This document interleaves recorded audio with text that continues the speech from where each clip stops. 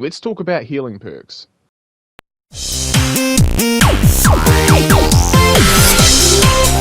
There are a lot of perks that heal survivors, as I'm sure you're well aware. And it was rather overwhelming to walk this set of perks and try and figure out how I wanted to talk about them. If I talked about every single perk that had anything to do with heal speeds, I could be here for quite a while, just going on and on about those specific perks. So, I made a choice on how to trim the list down to 13 specific perks. If a perk's primary effect is to do with healing survivors, it will be talked about here. If its secondary effect is to do with healing, or its primary effect boosts all action speeds, or you don't get direct benefit of the heal speed bonuses, I will not be talking about it. For example, the perk Objective Obsession does give heal speeds when your aura is revealed to the killer. It is not the primary reason you'd be bringing Objective Obsession unless you're a maniac. Additionally, the perk Resilience gives a flat action speed increase to all actions while injured, but it wouldn't be the sole reason you'd bring Resilience. And for the third version, the perk Better Than New boosts the heal speed and other action speeds of survivors you fully heal. You don't get any direct primary benefit from that, so it will not be talked about in this video. I could potentially discuss some of these more niche heal perks at a later date video, but for now, we can talk about these 13 healing perks, and let's start us off alphabetically with Autodidact is a perk belonging to Adam Francis from the Shattered Bloodline chapter, and this is a pretty complex perk to start with. When you are healing another survivor without a medkit, this perk activates. This perk disables the ability for you to hit great skill checks.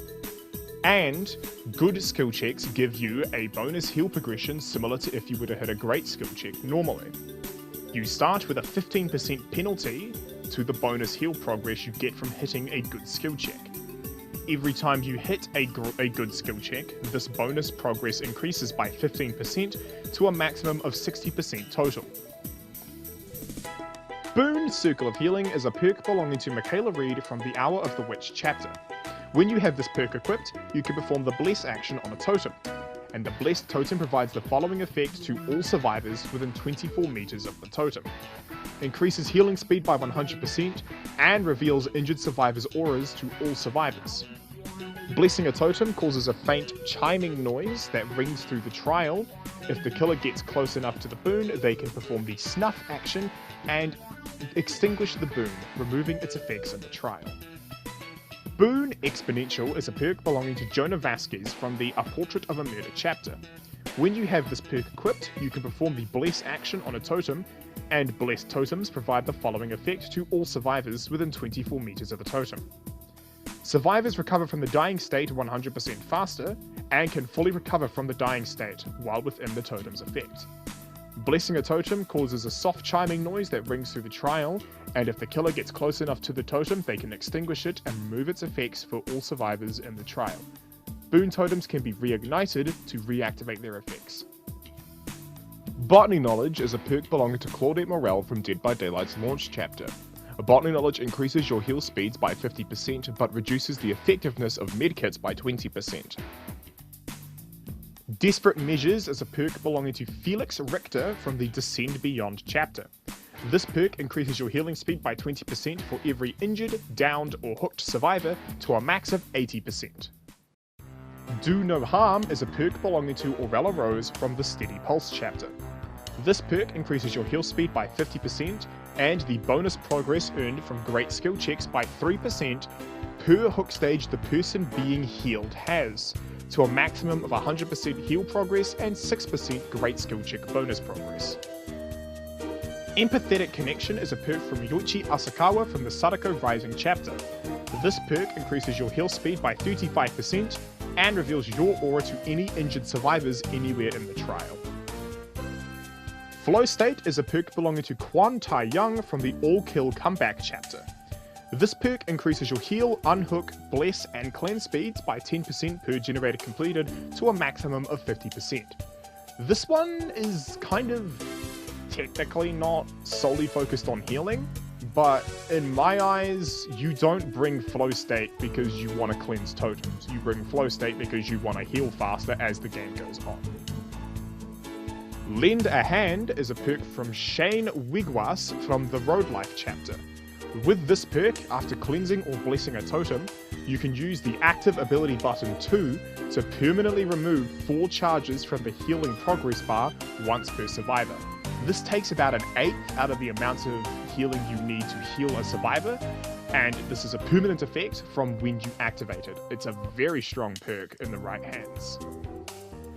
No One Left Behind is a general perk, found in the Blood Web on all survivors freely. This perk activates once the final generator is completed, and gives you the aura of all other survivors around you, increases your healing and unhooking speeds by 100%, and increases the strength of the haste survivors get when you unhook them, going to a 20% haste for 15 seconds from a 10% haste. Plot Twist is a perk from Nicolas Cage from the Nicolas Cage chapter. While injured and not moving, you can silently enter the dying state, activating any killer perks that activate when a survivor enters the dying state. While in the dying state this way, you recover from the dying state 100% faster, can fully recover from the dying state, and will heal fully from down to healthy when you pick yourself up from the dying state when put into it by activating the perk Plot Twist. Road Life is a perk from V. Bunyasak from the Sinister Grace chapter. When injured, not broken, and working a generator, hitting a great skill check will earn you a token to a maximum of 4. When you hit 4 tokens, the next time you begin the heal action, you will consume the tokens and heal 100% faster until you stop healing. Self-Care is another perk from Claudette Morel, who came with Dead by Daylight's launch. Self-Care enables the ability to heal yourself without a medkit at 35% of your normal heal speed. Strength in Shadows is the cooler self-care. Strength in Shadows is a perk from Sable Ward from the All Things Wicked chapter, and this perk enables the user to heal themselves without a medkit at 70% of the normal heal speed, exclusively while within the confines of the basement. When finishing a heal in the basement, you see the aura of the killer for 8 seconds. Unbreakable is a perk from Bill Overbeck from the Left Behind chapter. When you are downed, you can recover from the dying state 100% faster, and can completely pick yourself up from the dying state once per trial, going from dying to injured. We'll Make It is a general perk that is fully available to all survivors in the Blood Web at any time. When you unhook a survivor, this perk activates for 90 seconds. While the perk is active, your heal speed is increased by 100% flat. Unhooking another survivor while this perk is active will reset its active timer, and when the perk runs out, unhooking another survivor will reactivate the perk. We're Gonna Live Forever is a perk belonging to David King from the A Lullaby for the Dark chapter. With this perk, when you heal a survivor in the dying state, you heal 100% faster, and if you can successfully get a survivor out of the dying state, both you and the survivor you heal gain the endurance status for 10 seconds. This effect of the perk can only occur once every 30 seconds. So with all the perks we're going to be talking about this video having been introduced, let's talk shop and how good these perks are. It really depends on how you use them, with one noteworthy exception that I will get to later. Most of these perks are pretty usable in the right hands, but they all kind of are faltered by one specific change that Behavior made to attempt to neuter the effectiveness of specific build types. Let's talk about Diminishing Returns. Diminishing Returns was a mechanic added in the 9.6.0 update that was intended to try and encourage greater build diversity by weakening the effect of specific perks. In a hypothetical example that I will be using to explain how this works, I'm going to be talking about 3 perks all being active at once that all increase heal speed. The 3 example perks I'm using are going to be Botany Knowledge, Desperate Measures, and Flow State. In this hypothetical situation, 3 generators have popped, bringing Flow State to 30% heal speed, and 2 survivors are injured, bringing Desperate Measures to 40% heal speed. When you go to heal a survivor, the heal speed you get isn't the full strength of all 3 perks, so 120% heal speed. Instead, The first perk it goes at full strength as usual, so Botting Knowledge activates at 50% heal speed. Then, the second strongest perk activates at 50% of its normal effectiveness, this being Desperate Measures, which is currently at 40% because 2 survivors are injured. But with the diminishing returns activating, it goes down to 20%. Then we have the third perk that activates at 25% effectiveness, this being Flow State, which by default is at 30%, but thanks to diminishing returns brings it all the way down to 7.5% heal progress added on top of the cocktail, which takes it from 120% to 77.5%. That is a huge change and can mean life or death. If you were running a fourth perk, it would activate at 12.5% of its effectiveness, and any extra heal speed bonuses that you would somehow have, be that via a medkit or whatever, would go down to 12.5% as well. And speaking of medkits, they probably should also get talked about, because they serve as a form of side grade option to these healing perks, where you can choose to dedicate a perk slot to one of these medkits and have a consistent option, or you can open up a slot in your build and bring a medkit, whether you bring one to quickly heal the rest of your team or one to guarantee a self-heal on you by bringing a medkit, because every single medkit is guaranteed to be able to heal a user. If it's full, it is guaranteed to heal a survivor self-healing with it once. The Humble Medkit has a wide variety of types, add-ons, and ways to utilize them in order to maximize your efficiency in a trial. I won't be talking about the add-ons here because, truthfully, it kind of deserves its own video, but to keep it short, sharp, and simple, there are 4 types of medkits that you can get out of the Blood Web at any time. These 4 are the Camping Aid Kit, which has a 35% heal speed bonus to other survivors, the First Aid Kit, which has a 40% heal speed bonus to other survivors, the Emergency Med Kit, which has a 45% bonus to other survivors, and the Ranger Med Kit, the very rare tier with a 50% bonus to other survivors. All medkits have a 33% heal speed reduction and item efficiency reduction when self-healing to prevent you from being able to stack, well, multiple self-heals out of a medkit without some outside influence, be it through add-ons or perks. But of course, during a few seasonal events, more types of medkits can be found. The no longer obtainable 2, being the Anniversary and Masquerade medkits, used to be obtained during the Anniversary and Masquerade events when they were still running. The All Hallows Eve lunchbox can be obtained during Haunted by Daylight, and the Banquet medkit can be obtained from the Black Banquet event. The add-ons that medkits have, as I said before, will be covered at a later date, but have the knowledge that there are strengths and weaknesses to bringing some of these add-ons, and there is even a couple that can do things outside of healing, which might be worth remembering. So let's talk about the perks. I'm going to just start with the one that I personally think is insalvageable as a perk. Road Life. Genuinely, I think Road Life is one of the worst designed perks Dead by Daylight has ever had. It is so fundamentally balked as a perk, I don't think any amount of levity could save it. Road Life's entire problem hinges on that it has way too much of a setup time for way too little of a payoff. 100% heal speed isn't even truthfully that strong, especially considering there are other perks that give the same amount of heal progress speed for less effort. No One Left Behind just requires you to get to endgame, which makes that one harder, yes, but it's still the same amount with no extra steps. On top of that, We'll Make It requires you to unhook a survivor and you get 100% heal speed bonus for 90 seconds. Road Life, I feel, just needs a couple number tweaks. And I think the easiest one that you could do is either remove the requirement to be injured but not broken, so have it when you are working a generator you can build the charges, or remove the until you stop healing and instead make it a timer similar to Road Life. We'll make it, sorry. Like, Road Life just needs a fundamental tweak, and as it stands, it's kind of bad. But if we want to try and make Road Life work, we're going to have to bring a few more perks on board.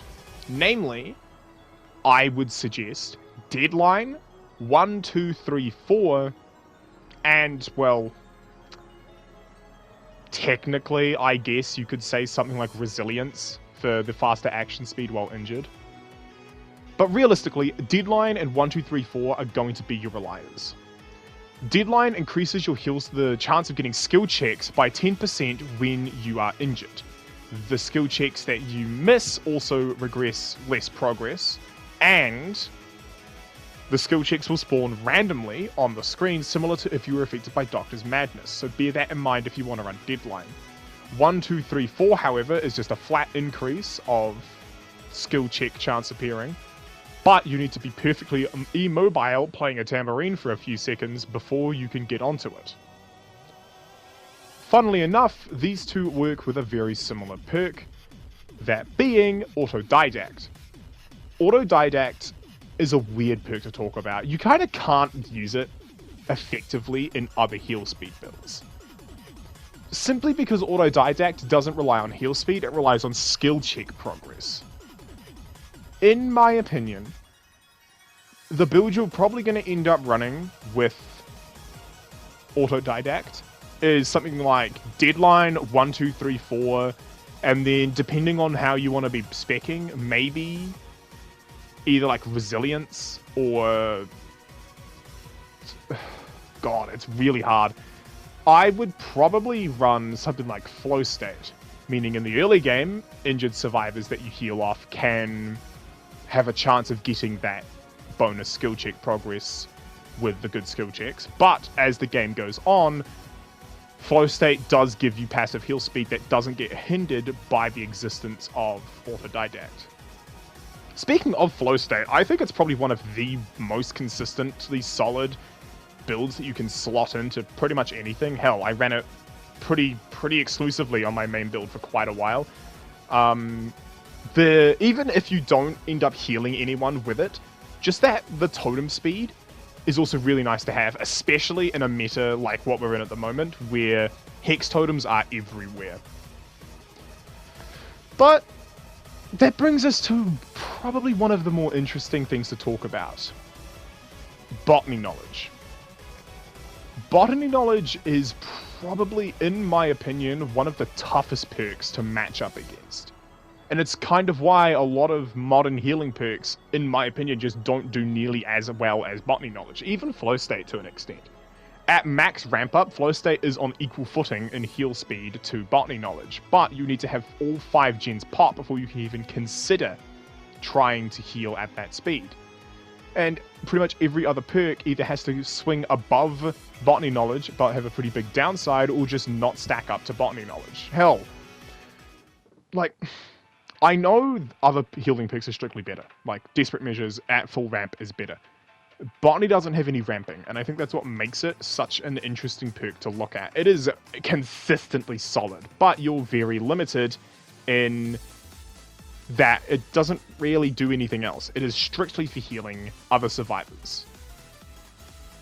And, well, that's just kind of the interesting thing, is that a lot of other perks that I'm mentioning here kind of don't match up to Botany knowledge. No One Left Behind, We'll Make It, they're both stronger than Botany knowledge, but they both have much harsher activation conditions than Botany knowledge just being active all the time.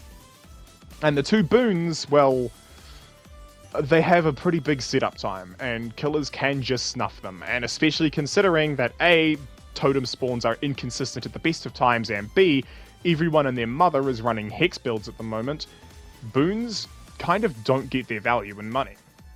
And you will quite often find yourself, if you're running a boon, desperately trying to find somewhere to set it up.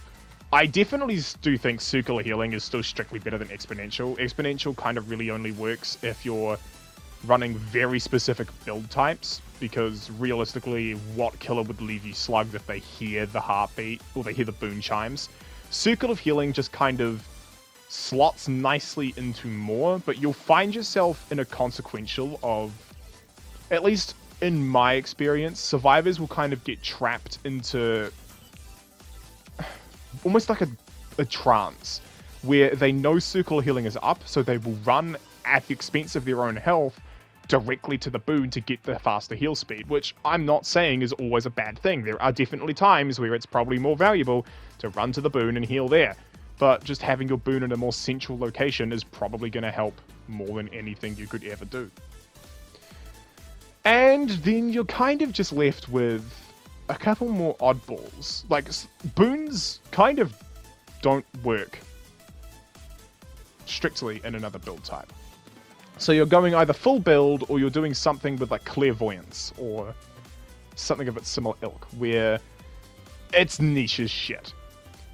It's not even the boons that I'd say are the most niche ones of their archetype. I'll get to that in a dedicated video on boons, but yeah, it's just weird to stop and think about all of the heal perks and how limited you are. Do No Harm is easily, well, not easily, but Do No Harm is also probably a really, really solid heal perk if you know how best to maximize it. Do No Harm increasing the heal speed on survivors that are at risk is definitely the right way to go about it. One hook and it's batting on the same field as Botany Knowledge. Two, and it's essentially a perma uptime will make it. It's amazing how effective it is.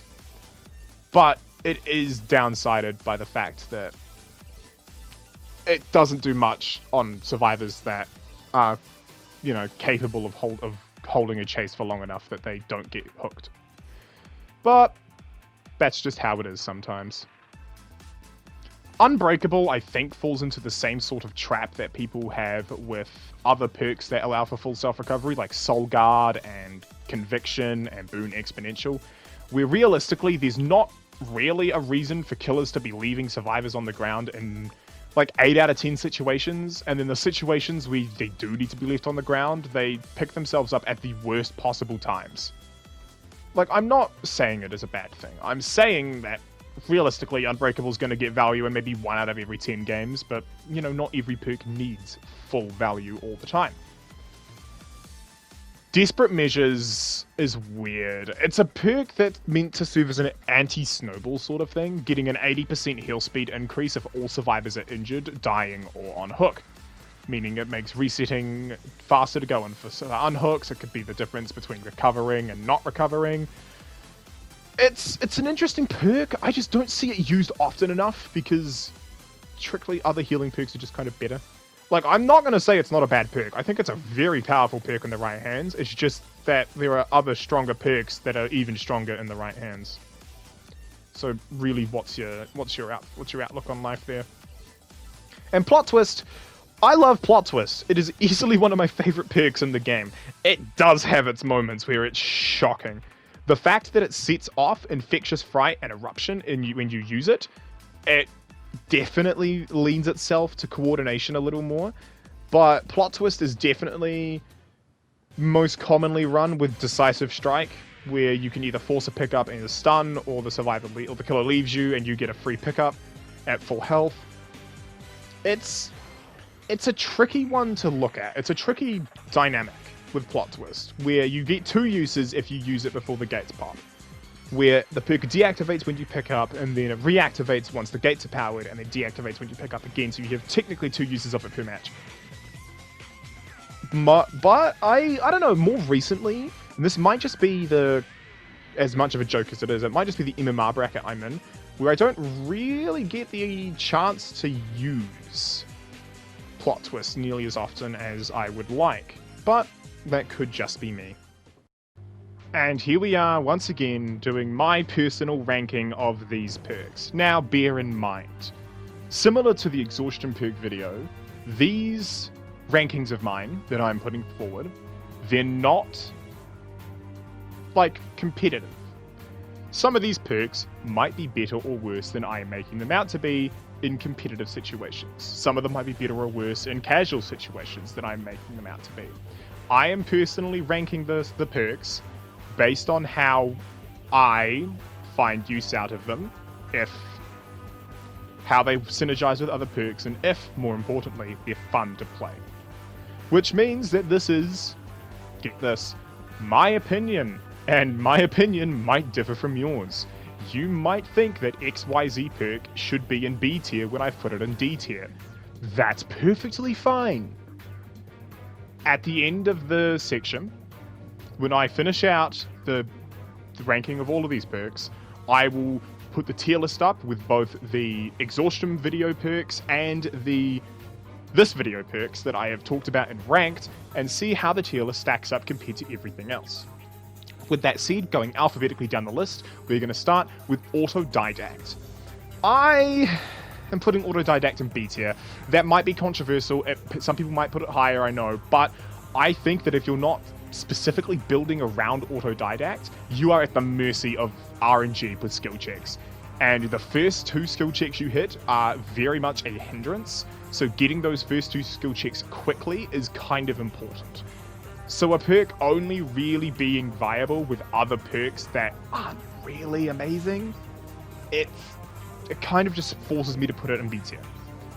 Boon Circle of Healing I am putting also in B tier because I think it's one of the better boons, but boons are still bad. Boons still have a huge degree of setup that are required in order to get them going properly, which once Chorus of Sin comes out, I'll do a boon video and talk more about that in depth then. But Circle of Healing's kind of biggest strength is also its biggest weakness. If people know it exists, you have people that will run cross-map to get to the boon when the healing would have been faster to heal them wherever they were. And continuing that trend, Boon Exponential is in C tier, because if you're not kind of building around anti-slug, you're basically just kind of shooting yourself, because there are a lot of situations where killers just will pick instantly every game, and it's especially potent if they have a certain Lightborn perk that I know a lot of people don't really like, but if you run it, you run it. Bossany Knowledge, I'm putting in A tier. No matter how basic the perk is, 50% heal speed for the cost of item efficiency is really good. It's a really powerful perk, probably one of Behavior's most powerful healing perks that they've got, because there's no requirements to get it going. Desperate Measures I've put in B tier. It's an amazing anti-snowball perk, but it's really, really tough to get use out of it if a team is dominating. Because at best, if everyone's tagged, yeah, it's 80% heal speed. That's great. Realistically, you're going to have 1 or 2 people tagged at a time, and the heal speed would just be stronger and more consistent if you used any other perk. Do No Harm, this might be another controversial one. I've put it in A tier. I just think Do No Harm is really, really good at stopping tunnel outs as effectively. Obviously, doing it in the killer's face is a bad idea, but like scarpering somewhere, getting that heal off quickly, and then like hovering around for other situations, even if the 100% heal speed is just its own thing, I'd still put it in A tier. It's essentially a better botany knowledge for doing basically nothing but having the game state play out. So yeah, again, this could be a controversial take. I think Do No Harm's a really powerful pick. Empathetic Connection I put in B tier, because there's always going to be those pub players who take advantage of aura revealing perks that other teammates have that like show their aura to other survivors to like come get a heal or get on a gen or something, and they'll just kind of run to them with the killer to shake the chase. And sure, I shouldn't be marking down a perk because of how other people play around it, but even then, a 35% flat heal speed, it's pretty good. It's a weaker botany with an aura reveal, and that's not a bad thing to have, but it's just not going to be as strong as botany knowledge because of it. Flow State, I've put in A tier. It's really good, and even if you don't like get much value out of the heal speed, the totem cracking and the unhook speed could be the difference between some hex perks getting value or an in-game unhook going off freely. It's a really good perk, and it's essentially just kind of free pressure for anyone to use. Lend a Hand, I've also put in A tier. Just the ability to permanently remove charges off the heal bar is really strong. It brings down the heal time from like, I think it's 12 seconds to about 8.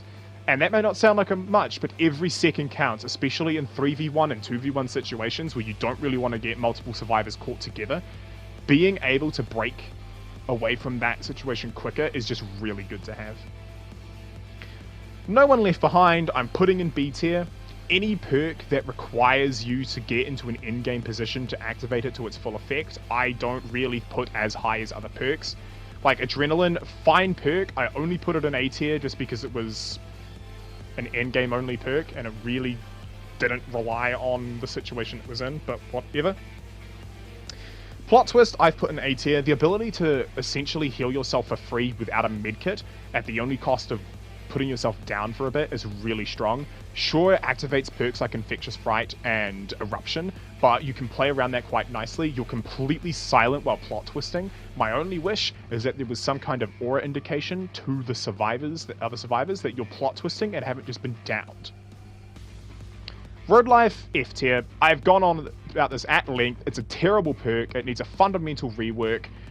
I see what they were trying to do, it just doesn't work. Either change how the perk works or just overhaul it entirely. Bad perk. Self-care, I'm putting in C tier, kind of exclusively. See, I rank most of these perks independently from other perks. I did mention Autodidact was only as strong as the other perks that were supporting it, but I believe Self-care is a C tier perk if you do not run it with any other perk to supplement it. If you are running Self-care with something like Botany Knowledge or even Resurgence, I'd put it maybe a little higher in B tier, but if you are running Self-care exclusively, it's a C tier, and if you insist on getting the Self-care heals off, it's easily like a D tier perk. You kind of need to know when to use it, and so C's kind of that comfortable middle ground. Strength in Shadows is a better self-care, so Strength in Shadows goes B tier. It's 70% instead of 35% heal speed, and you get aura reveal when you finish a heal, so you know where the killer is. Like, you know where the killer is if they're coming back to basement, or if they're chasing us where the chase is happening, that sort of thing. It's a very strong perk in the right hands, but it's just not as strong as some of the other perks. Unbreakable, I'm putting this in A tier. Unbreakable can single-handedly save the game in the right situations. The faster recovery speed while dying, even if you don't get to use Unbreakable, the faster recovery speed while in the dying state can put you into situations where a survivor can make that pickup when they would not have been able to otherwise. Willmaker, I'm putting in B tier. Realistically, you get 6 uses of it per game if you unhook every survivor when they're put on hook. Realistically, you'll get 2 or 3 uses of it per game unless you're coordinating with a team. That's not to say it's bad. 100% heal speed is nothing to scoff at. It's a pretty powerful effect. You're just kind of banking on your teammates fucking up to kind of get the most value out of the perk. And We're Gonna Live Forever. I'm kind of torn. I think I can see an argument for both A and B tier. It's a perk that relies on your teammates going down, similar to Will Make It. The difference being is that if you can get a distraction going long enough, you can go in, get a pickup, and then have endurance for both you and the person you picked up, so both of you can get away without going straight back down. So as a compromise, I'm going to stick it in A tier, but like the bottom of A tier if I were to order it in a tier. This probably is way too high for it, but that is what I will do, and that's how I have done it.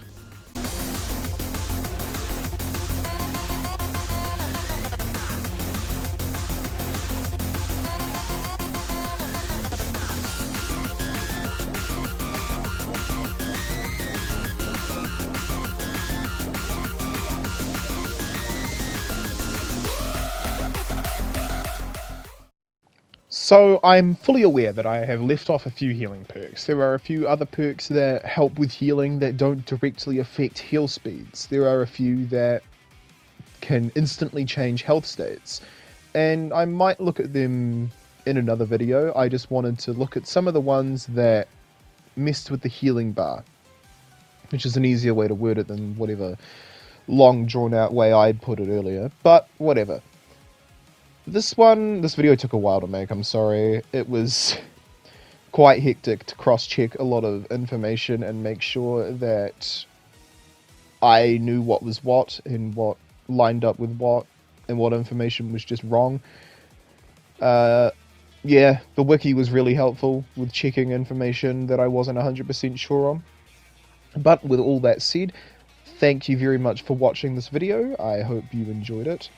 I hope you learnt something from the learning educational segments. And yeah, just please, if this was something you enjoyed, check out the other videos that I've done on both exhaustion perks and scourge hooks. And I hope you have a good rest of your day, night, or whatever time it is for you. And bye bye!